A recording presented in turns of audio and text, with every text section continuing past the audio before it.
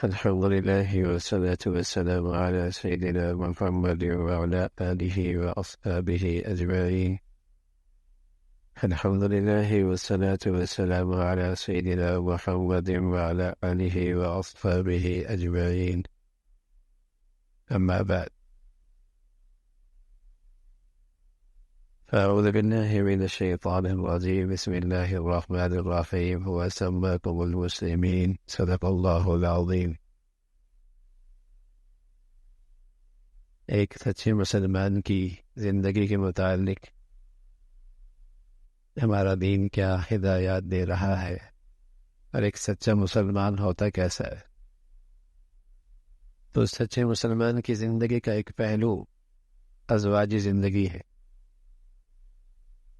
ایک سچا مسلمان ایک اچھا شوہر ثابت ہوا کرتا، اس لیے کہ وہ اس ازواجی زندگی کے سفر میں اسلام سے رہنمائی لیتا اور اس کے سامنے اس سفر میں اپنی حبیب صلی اللہ علیہ وسلم کی زندگی کا نمونہ ہوتا. المسلم الصادق، ایک سچا مسلمان ایک اچھا شوہر ثابت ہوا کرتا. اس لیے کہ حضور علیہ الصلوۃ والسلام فرمایا کرتے تھے، میں ایک اچھا شوہر ہوں اپنی بیوی کے لیے، اور تم میں بھی سب سے اچھا وہی ہوگا جو اپنی عورتوں کے لیے سب سے اچھا ہو، اور میں اپنے گھر والوں کے لیے بہت اچھا.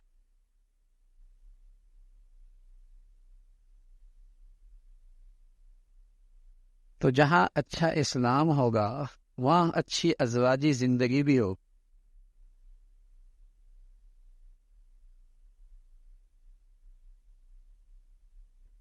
جہاں اچھی اسلامی زندگی خاتون میں ہوگی، شوہر میں ہوگی، وہ ازواجی زندگی بھی بڑی اچھی ہو. وہاں محبت ہوگی، وہاں اعتماد ہوگا، وہاں ایک دوسرے کا خیال ہوگا، رعایت ہوگی. حضور علیہ الصلوۃ والسلام جب گھر میں تشریف لاتے تھے تو آتے ساتھ ہی مسکراتے چہرے کے ساتھ اور سلام کے ساتھ گھر میں حاضر ہوا. اور ہمارے اسلام کا یہ سبق بھی ہے، فَإِذَا دَخَلْتُمْ بُيُوتًا فَسَلِّمُوا، جب گھر میں آؤ تو سلام کیا کرو. انس فرمانے لگے، حضور علیہ الصلوۃ والسلام نے ایک مرتبہ مجھ سے فرمایا، یا بنیا، اے پیارے بیٹے، اذا دخلت علی اہلک فسلم یکن برکت علیک وعلی اہل بیتک، جب گھر میں جا کرو سلام کیا کرو، اس میں تمہارے لیے بھی بڑی برکت ہوگی، تمہارے گھرانے کے لیے بھی بڑی برکت ہو.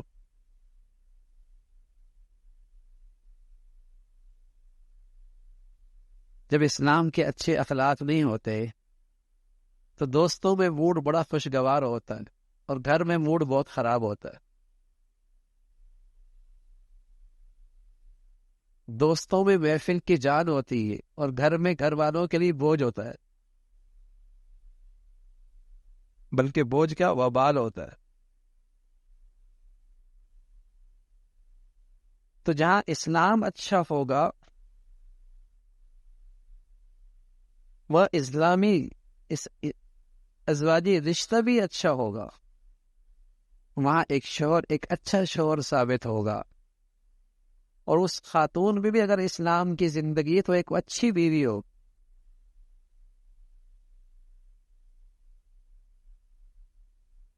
حضور علیہ الصلوۃ والسلام اپنے گھر والوں کی اتنی رعایت رکھا کرتے تھے کہ کوشش فرمایا کرتے تھے کہ کسی طرح ان کے دل کو میں خوش کر دوں، اس کی بڑی رعایت کیا کرتے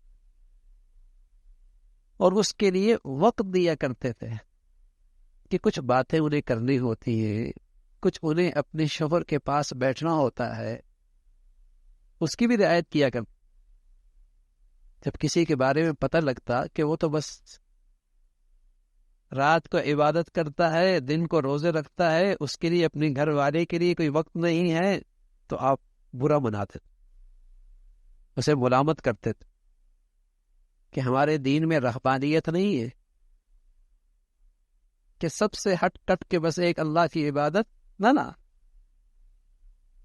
ازواجی رشتے کے اندر بھی تو عبادت ہوتی ہے، اس کا جب حق ادا کر، جب اس کی رعایت رکھی جاتی وہ بھی عبادت ہے۔ فرمایا اسلام میں رہبانیت نہیں ہے۔ عثمان ابن مظعون رضی اللہ تعالیٰ عنہ کی اہلیہ ایک دن خواتین میں آئیں تو ملے کچیلے کپڑے، خواتین کہنے کی خیریت ہے؟ کیا میرے شوہر کو میری پرواہ ہی نہیں ہے، وہ دن کو روزے رکھتے ہیں، رات کو قیام کرتے ہیں۔ تو حضور علیہ الصلوۃ والسلام کی اہلیہ بھی موجود تھی، حضور علیہ الصلوۃ والسلام سے کہا یا رسول اللہ ایسا معاملہ ہے۔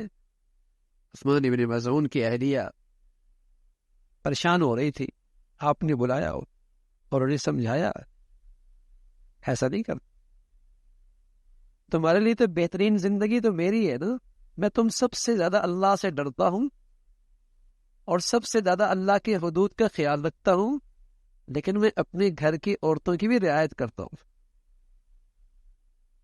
عبادت بھی کرتا ہوں براہ راست اللہ کی عبادت کی، لیکن اپنے گھر والوں کا بھی خیال رکھتا ہوں، خیال اس کی بھی رعایت رکھ۔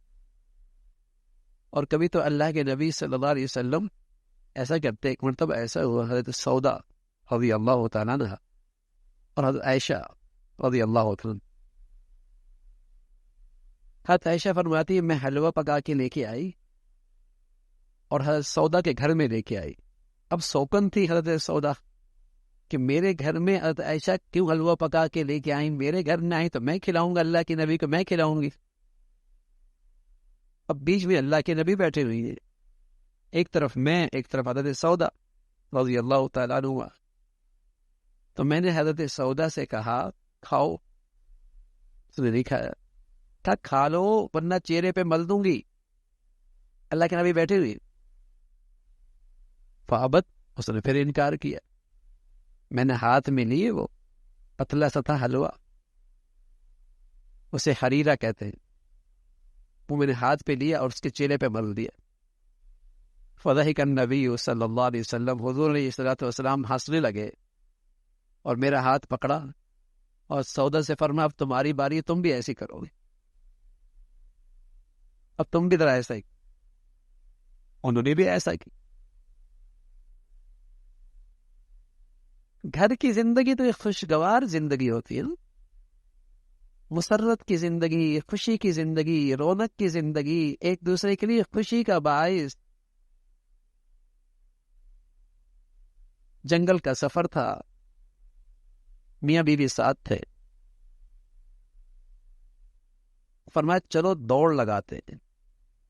اب دوڑ لگائی تو حضرت عائشہ آگے نکل گئی، ہلکی پھلکی تھی۔ پھر دوسری بار ایسا ہی سفر کا موقع آیا، کہیں دور دور سے کوئی مرد نظر نہیں آ رہا تھا، تو فرمایا دوڑ لگاتے ہیں۔ دوڑ لگائی تو حضرت عائشہ پیچھے رہ گئی، فرمایا تل کا بھی تل کا، برابر سرابر ہو گیا بھائی، پہلے تم جیتی تھی آج ہم جیت گئے، تل کا بھی تل کا برابر ہو گئے۔ یعنی آپ علیہ الصلوۃ والسلام گھریلو زندگی، کون ہے اللہ کے نبی؟ امام الانبیاء ہیں، سبحان اللہ، اللہ کے بعد کوئی ہستی ہے تو محمد رسول اللہ کی ہے،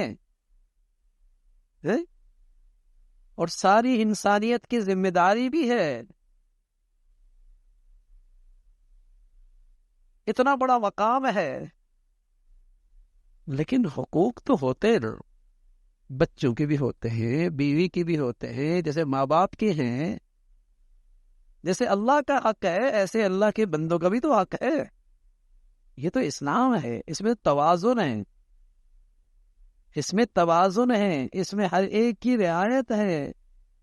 اسلام تو خوبصورت زندگی کا نام ہے۔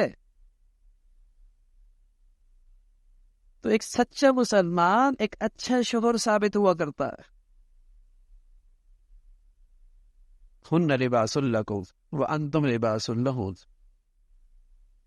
انسانی جسم کے سب سے زیادہ قریبی چیز آدمی کا لباس ہوتا ہے، یعنی سب سے قریبی رازدار بیوی کا شوہر ہوتا ہے اور شوہر کا بیوی ہوتا ہے، سب سے قریبی ہے ہی یہ، لباس سے قریبی تو کوئی چیز نہیں ہے۔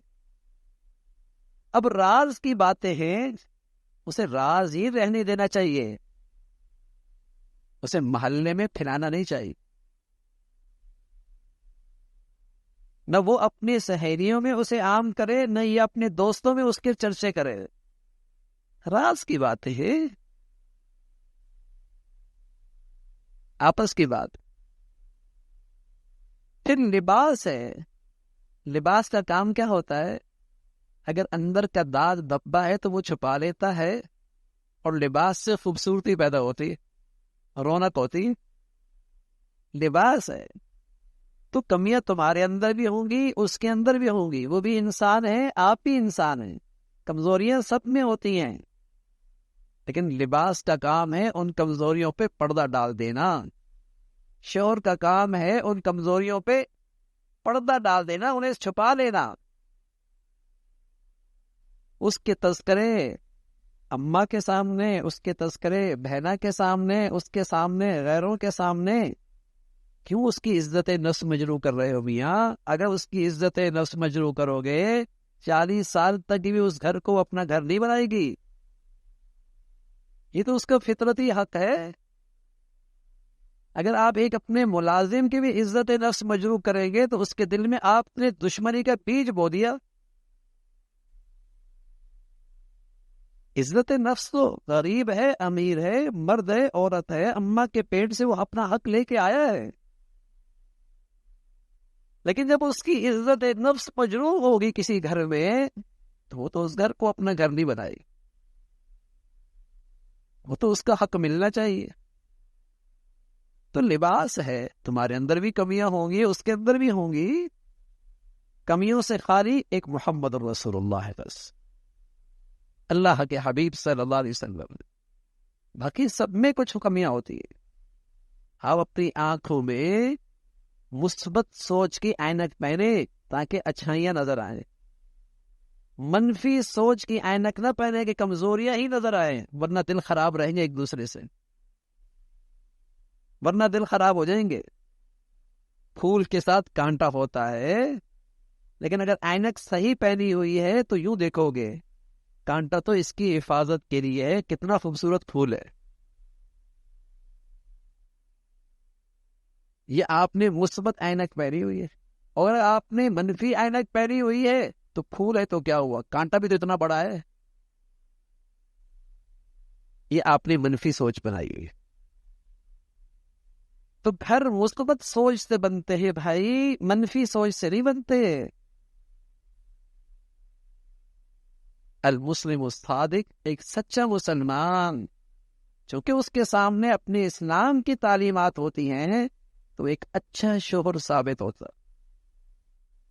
وہ اپنے گھر والے کے لیے ایک نعمت ثابت ہوتا ہے، جیسے وہ اسے اپنے لیے نعمت سمجھتا ہے، اس کے حق میں بھی یہ اپنے لیے، اس کے حق میں بھی یہ نعمت ثابت ہوتا،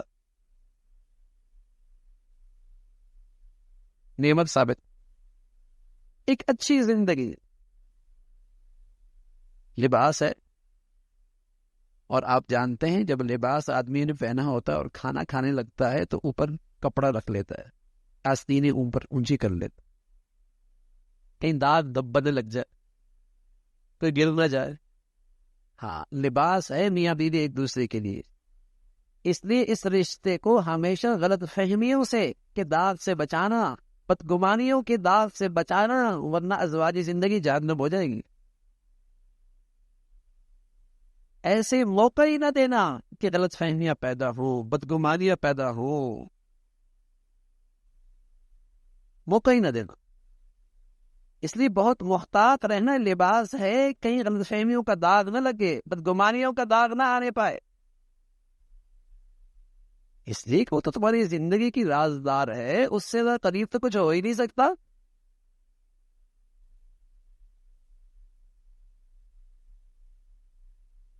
تو ایک اچھا مسلمان ایک اچھا گھر کا نگہبان، ایک اچھی زندگی، ایک اچھا شوہر بن کے زندگی گزارتا ہے۔ اللہ کے نبی صلی اللہ علیہ وسلم اس کے لیے بہترین اسوہ ہے، بہترین اسوہ۔ بلکہ حضور علیہ الصلوۃ والسلام تو اس بات کا بھی خیال رکھتے تھے کہ ان کے اہلیہ کی جو دوستیں ہوا کرتی تھی کبھی کبھی ان کے لیے بھی تحفے تحائف بھیجا کرتے تھے تاکہ اہلیہ خوش رہے. چہ جائے کہ ان کے والدین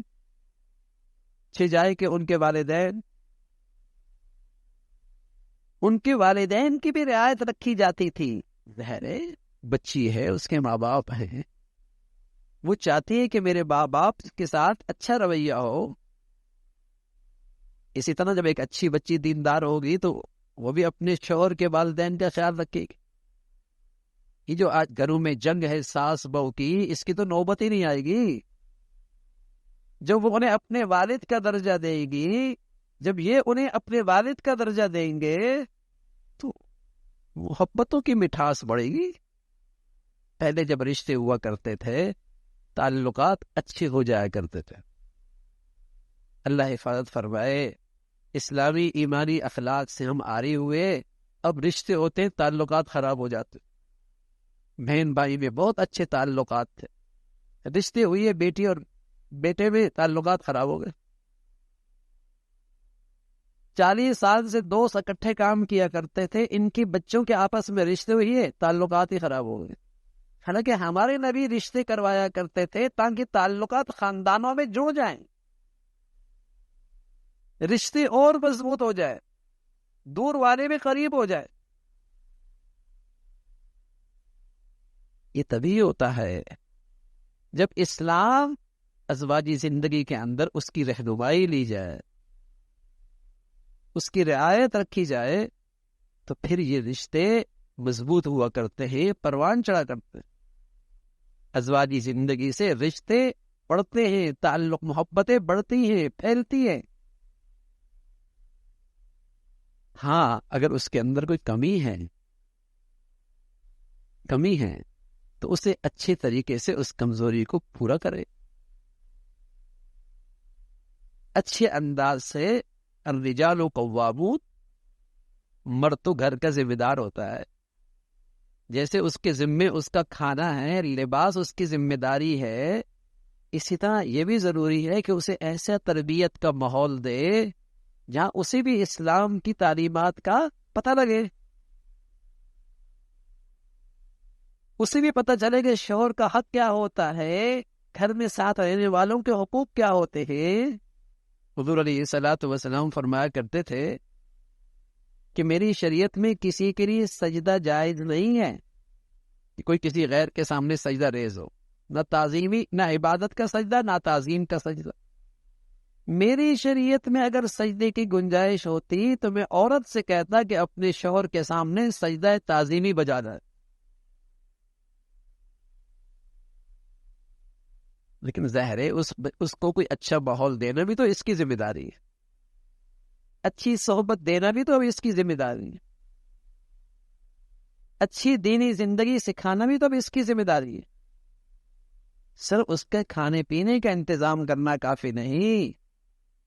حضور علیہ الصلوۃ والسلام فرمایا کرتے تھے میں جانے کے بعد اپنی امت میں جو سب سے مضر فتنہ دیکھ رہا ہوں وہ عورتوں کا فتنہ ہے. یہ وہی عورتیں ہوتی ہیں بیچاری جو اسلامی تعلیمات سے آ رہی ہوتی، جو اپنے نبی کی مبارک زندگی سے آ رہی ہوتی، وہی آ رہی ہوتی، ایسی مخلوق ہوتی. پر میں سب سے مضر فتنہ جو میں اپنے بات چھوڑ کے دیکھ رہا ہوں وہ عورتوں کا فتنہ ہے. جہاں تربیت کی بات ہے، اسلام کے پیروی کی بات ہے تو فرمایا الدنیا متاع وخیر متاعها المرأة الصالحة، سب سے قیمتی چیز نیک عورت ہے. تو اس کے اندر کمی ہے تو وہ کمی بھی پوری کرنی ہے. اللہ تعالیٰ عمل کی توفیق نصیب فرمائے. اللہم لک الحمد کلو ولک الشکر کلو. اللہم اعنا علی ذکرک و شکرک و حسن عبادتک. اللہم اعنا علی ذکرک و شکرک و حسن عبادتک. نستغفر اللہ ونتوب الیک، نستغفر اللہ ونتوب الیک. سبحان ربک رب العزة عما یصفون وسلام علی المرسلین والحمد للہ رب العالمین.